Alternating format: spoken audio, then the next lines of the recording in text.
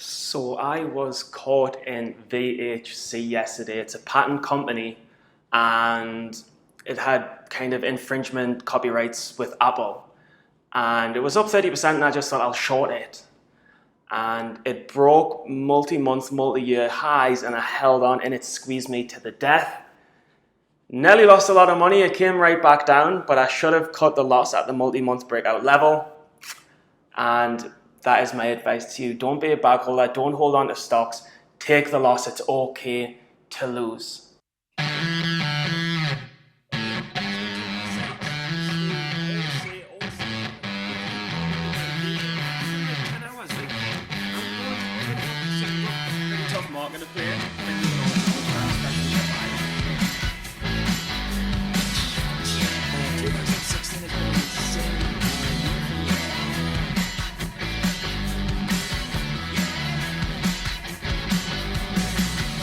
Welcome to Jonk does PennyStocking, everybody. Episode 36. We've nearly come to a year of this. It's like me talking to a camera being like, welcome to Jonk does PennyStocking. I'm like, yeah, it's a pretty good show, isn't it? Aye, but you used to have the TV and it was a bit better then. I need to get the TV, but I don't have much time. It's kind of like that. But welcome to the show. Highlights from Mark Crook and Tim Sykes. Both challenge webinars, both good lessons. And I also just want to say the Steady Trade podcast, we've nearly finished the first season, first 6 episodes on steadytrade.com. I'll leave the link in the description. But I will also leave a link for you to give feedback if you liked it on iTunes to push that motherfucker up the rankings because it's better than the stupid shit other people are putting out there. So please rate the podcast, watch the podcast if you haven't seen it already, live the dream, enjoy the challenge webinars. I'll see you at the end. So this is a Tim Sykes challenge webinar and it's the very beginning of it, and the first play that he talks about in the market has been fucking hot. But the first play he talks about is IZEA, and just to put it into context for you guys, this stock is up from the 2s to the 7s we can see on Stocks to Trade. And I believe he was shorting it around this area, but it's now breaking out again. It's on its next leg up. Just to give some context, this webinar was the 27th. So he's shorting it on this day here, and he's thinking, look, it's up, it's pushed up to the 7s, it's opened around the 620s, and he's thinking it's got to come back down. It's had its first red day, it's on its gap down, it's on its way back down, but it's actually squeezed. But check out his commentary. It's good. He makes us short, he makes us money, and that's what it's all about. We have a crazy day right now, where it looks like these few winners are about to crack. You do have to be careful, though. You can't get too cocky. This morning, I had a nice morning panic, took profits nicely, like a sniper, made nearly $2,000, and then actually called the big squeeze, even though I didn't participate in it. And then I made another few hundred shorting after the big squeeze. And now here we are. The question is it going to take out this, 580 support-ish? I don't know. It's potentially the first down day, but, these stocks have gone further than you think, and, you just can't get too cocky. So I might be shorting IZEA before the close. I don't need to short. I don't have to short. I'm traveling the next few days, so, I'm not like, oh, I need to trade. I made nearly, $3,000 today. HMNY is another play. 2 days. And you see the caution in his voice, but it's kind of about having an intuition saying it's overextended, it's about to crack between a level here, and then it dips, and then this is why he takes it $2,000. But when it has this quick spike back up, then you're thinking, oh, shorts are getting squeezed, and then it does squeeze. But he had the confidence to short up here as well, knowing that it's absolute junk, knowing that it's topped kind of a little higher low here, and then it crashes right back down again. So there's a lot of money to be made. It's just about following the volatile stocks.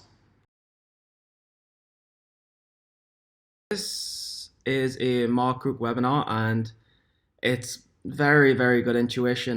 This stock, WTI, it's an energy play. It was up 1, 2, 3, 4, 5, 6, 7, 8, 9 days in a row, and it was on this day that he went short thinking it was due a correction. And how did he know that it was due the correction? Well, I guess it was this this kind of high wick, this topping action, and then he was short around 344 on this day here. And I mean, I guess we can quickly look at the intraday chart, and then I'll take you to the trade.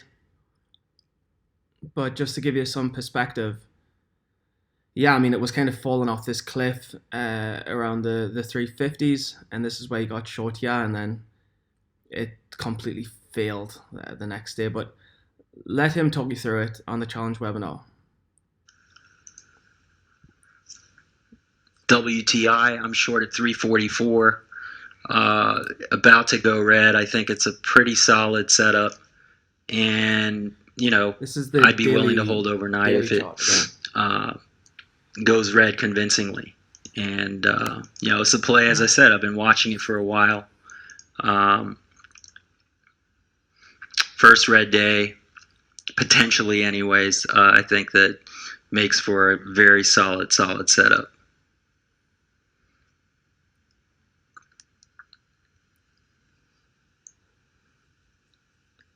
Creedmoor says, "Holy shit, he finally got into the webinar." Welcome, Creedmoor.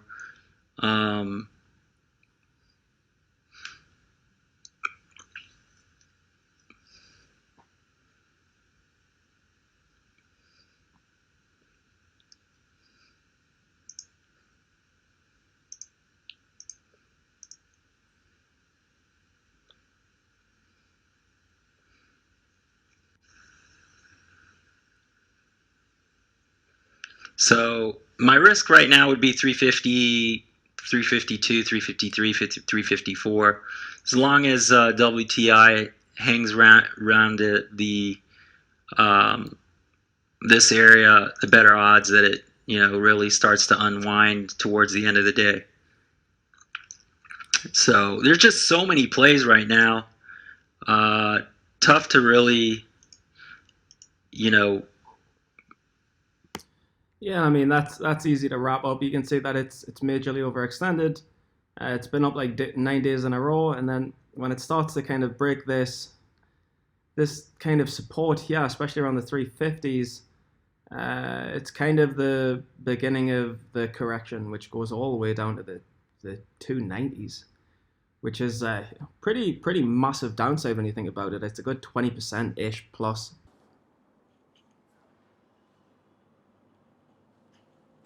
Welcome to another edition of Jonk Tells a Children's Story with a narrative that turns out that it's a good narrative and it actually has some resonance with us traders. Now I'm just going to play a little bit of a song, and yes, you may not be able to see them properly. These babies are Ralph Lauren boxers. So I'm just going to start a song. Yeah. Are you feeling it? Are you feeling it? Are you feeling it? Cats in the Cradle, originally sung by a guy I don't even know. The thing is though, and I hope you're not looking down there, I hope you're looking at me. Eyes on the prize, eyes on the prize. The song was originally sung by someone I don't know, but it was covered by Ugly Kid Joe. And the story, or the moral of the story is, the father neglected the son wanted the father's attention and trust. And eventually the son grew up to neglect the father. And the father died a non-tragic, boring, lonely death. And you'll be saying and thinking to yourself, well, what has this got to do with trading? And the answer is nothing. No, the answer is that